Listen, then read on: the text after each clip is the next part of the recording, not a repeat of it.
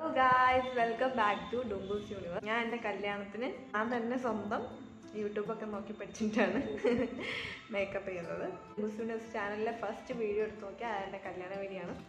അതിനകത്തുള്ള എൻ്റെ makeup skill നോക്കിയിട്ട് എങ്ങനെ ഉണ്ടെന്ന് കമൻറ്റ് ചെയ്യണം കേട്ടോ.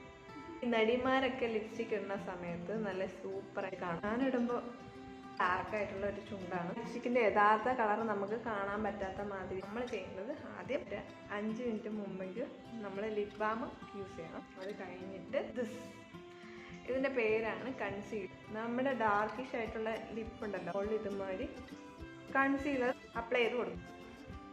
ലിപ് ലൈനർ യൂസ് ചെയ്ത് ബോർഡർ ലൈൻ വരച്ചു കൊടുക്കും. ബോർഡർ ലൈൻ വരച്ചിട്ടുണ്ട് നമ്മൾ ഇടാൻ ഉദ്ദേശിക്കുന്ന ആ ലിപ്സ്റ്റിക്ക് ഇടുക.